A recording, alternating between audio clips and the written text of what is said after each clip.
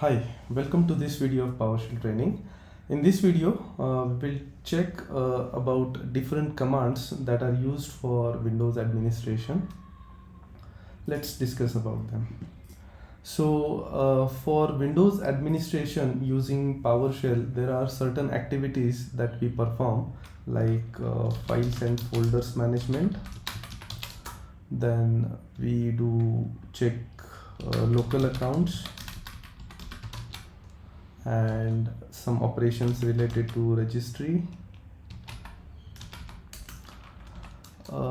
maybe capturing some event logs or working with event logs,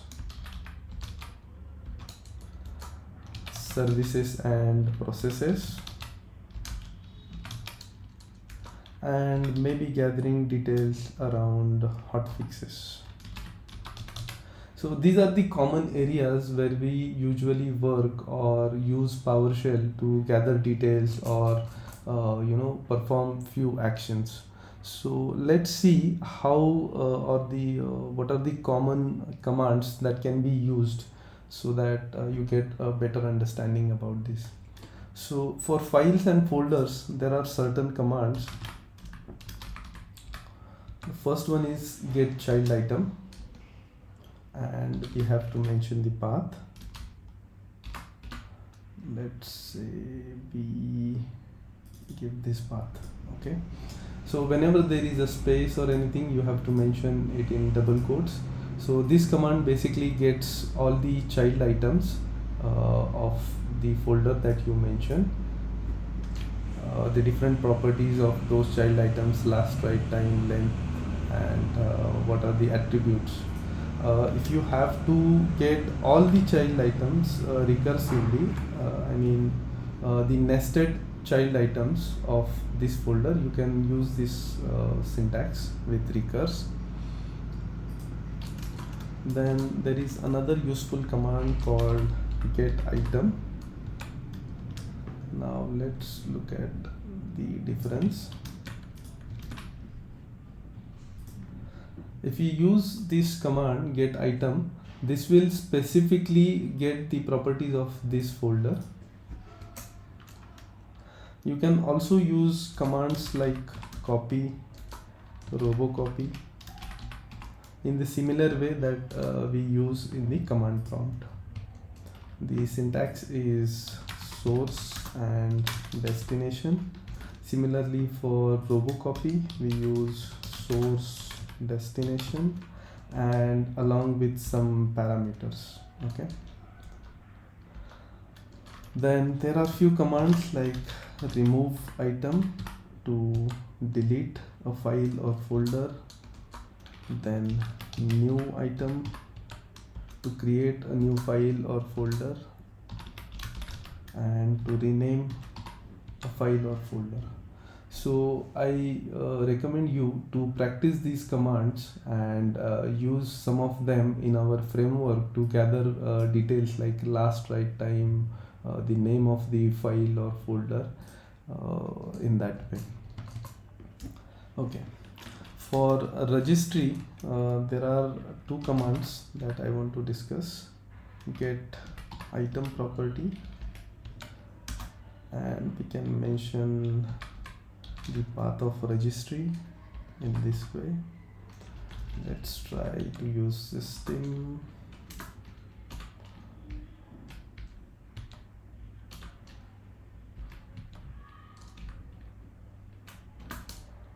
Let's try to execute this one. Yeah, so in this way you can get the registry values and the details about them. There is one more command, set item property, to change registry values, and the syntax is you have to mention the path for the registry value that needs to be changed,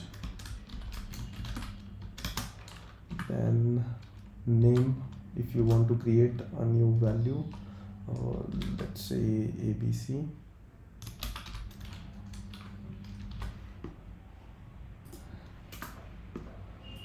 and the actual value that you want to do.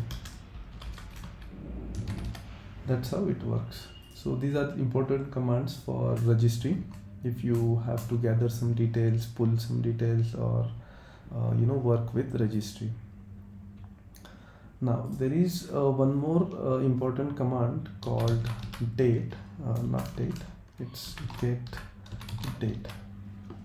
Okay, so this command will get you the current date, but there are a lot of usage of this command. Let's say if we have to see what all things we can do. So here you get to know the date or the date time, day of the week, all the details around date time. And what you can do is you can add this parameter, add days, and let's say I do -2 to check the date before 2 days. It can be anything. I mean, in logical operations, this parameter or this command is very useful. So this is how it works. Let's say I want to compare the current date with the date 2 days ago. So this is how I use it. Maybe less than, and let's see, it gives false. If I have to use greater than, it will give us true. Yeah, I mean, in lot of if else conditions or logical operations, this get date command is very useful. Now let's see for event logs. To get the event logs, the command is get event logs. Then we have to mention the log name. In this case, let's get system, and we can maybe filter how many, we can filter it for remote computer as well. And now let's use latest 5 event logs. This is how it is. What we can do is we can pipe this output and select event ID and source, these two commands. All right, so this is how we can use event logs to get the logs on local computer or remote computers. All right, let's discuss about managing the local accounts. So local accounts we can manage via net command. So first of all, let's see how we can list the local accounts. So if I use net user, let's see. All right, it will just list down all the users that are there on my local computer, but these are not kind of a required output that we are looking for. So I will just copy a command which I have found on internet, which is very good to list the local users. So this will return the values of local users. So whenever I have to manage the local users, this command is very useful for me to list down the local user accounts. Let's see, it's taking longer than expected. All right, let's open another window meanwhile this gets executed. Similarly, we have a command called local groups for managing local groups.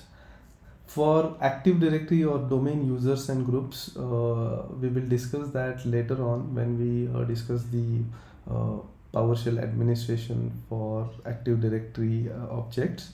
But for managing local users and groups, you have to use net user and net local groups.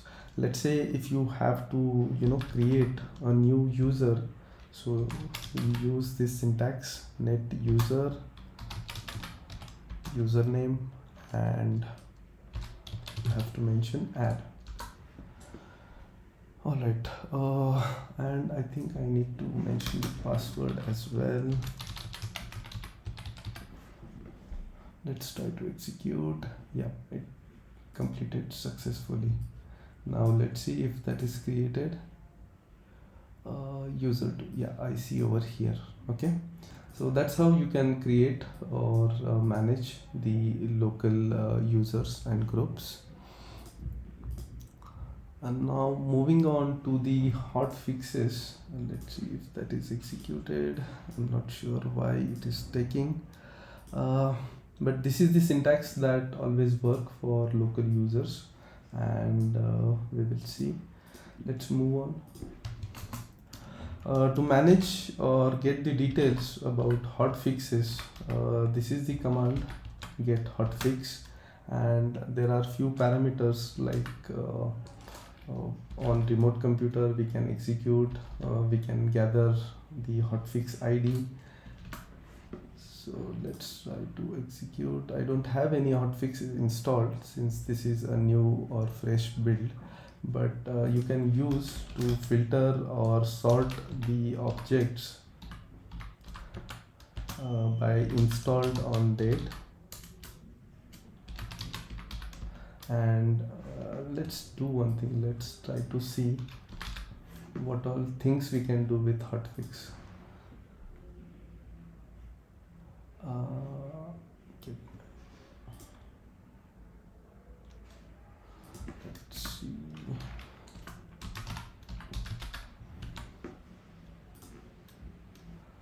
Get hotfix, and I'm not sure why it is not working. Get members cmd let.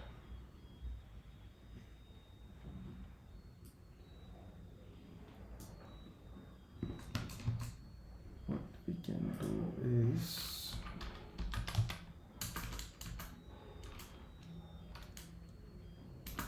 let's see what all options are there. ID, error, action.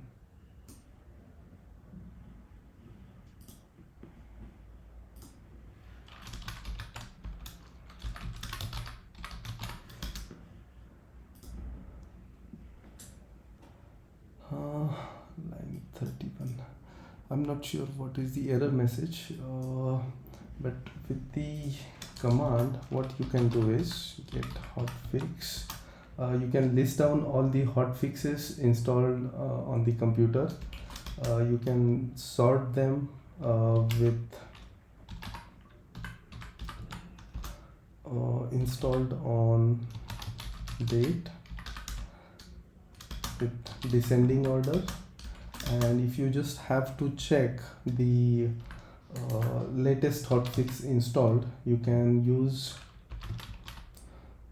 select newest, not yet, select first, 5 or 1 if you just have to create a report with the details. So try this command and see how the output looks like, and you will understand how this can be used for the get hotfix. Okay, now there is one more important command which we can use, a common activity to see the last boot time of any computer. Okay, so there is a simple way, or there are multiple ways. So firstly I'll just give you a command. Let me copy that one. Alright, so this is the command get sim instance, class name, Win32 operating system, and last boot up time. Basically this Win32 operating system is a WMI method which we will discuss in upcoming videos, but with this command we get the last boot time of any computer.